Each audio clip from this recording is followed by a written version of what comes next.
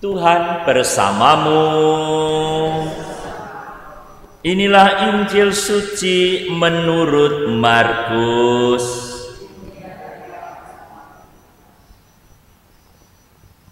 Pada suatu hari datanglah kepada Yesus beberapa orang Saduki yang berpendapat bahwa tidak ada kebangkitan. Mereka bertanya kepadanya, "Guru, Musa menuliskan perintah ini untuk kita. Jika seseorang yang mempunyai saudara laki-laki mati dengan meninggalkan seorang istri, tetapi tidak meninggalkan anak, saudaranya harus kawin dengan istrinya itu dan membangkitkan keturunan bagi saudaranya. Ada 7 orang bersaudara. Yang pertama kawin dengan seorang wanita lalu mati tanpa meninggalkan keturunan.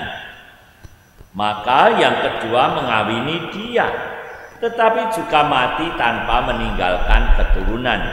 Demikian juga yang ketiga, dan begitulah seterusnya, ke-7-7-nya tidak meninggalkan keturunan. Akhirnya wanita itu pun mati. Pada hari kebangkitan, bila mana mereka bangkit, siapakah yang menjadi suami wanita itu? Sebab ke-7-7-nya telah beristrikan dia."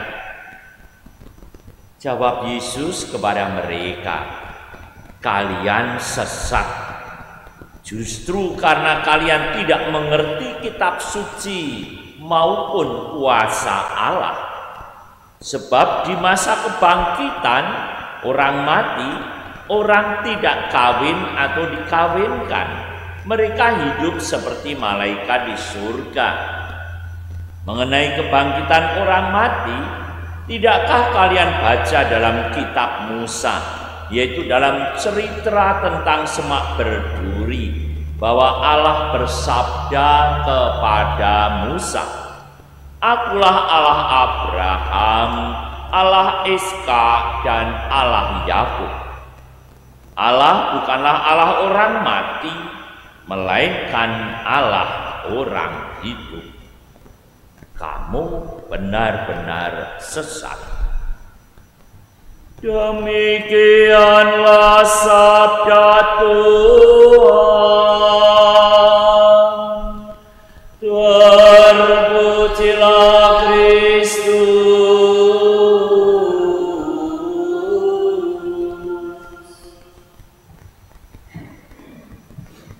Saudara-saudariku yang terkasih, apa yang disampaikan dalam bacaan pertama berkaitan dengan surat Rasul Paulus kepada Timotius. Paulus melihat bahwa Timotius yang sudah mempunyai iman dan sesungguhnya punya keinginan untuk mewartakan Injil, namun ada ketakutan, takut ditolak, takut untuk menjadi pewarta yang akhirnya penolakan itu bisa membuat hidupnya menderita. Maka Paulus menuliskan surat ini kepada Timotius supaya mengobarkan semangat dalam pewartaan Injil. Jangan takut terhadap penderitaan, karena akhir dari penderitaan kematian. Dan kalau mengimani Tuhan, maka nantinya yang diperoleh bukan kematian itu, tetapi kehidupan. Sebagaimana dalam bacaan Injil berkaitan dengan pertanyaan orang Saduki, maka Tuhan Yesus menyampaikan pada mereka, "Kamu benar-benar sesat karena ketidakpercayaan atas kebangkitan." Maka menjadi suatu refleksi dalam hidup kita, di mana seringkali kita itu juga mengalami hidup seperti Timotius. Kita lemah, kita lesu, kita tidak punya semangat lagi dalam kehidupan.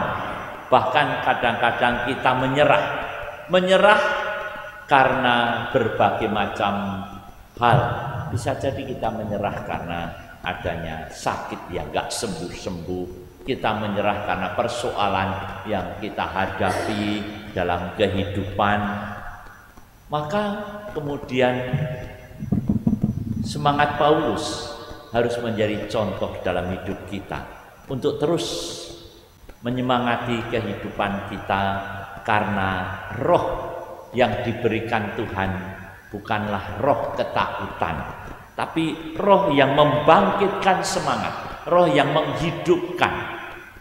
Maka kita mohon kehadirat Tuhan supaya dalam segala peristiwa kita tidak mudah lesu, tidak mudah menyerah, kita tidak mudah kemudian berputus asa, tapi kita terus sebagai pengikut Kristus, lebih-lebih kita yang telah menerima Kristus dalam perayaan Ekaristi, menerima komuni kudus, kita jadikan suatu semangat untuk memampukan kita bangkit melawan segala kelemahan kita, dan kita terus berjuang supaya akhirnya kita memperoleh kebangkitan bersama Kristus Juru Selamat kita. Tuhan memberkati kita semua.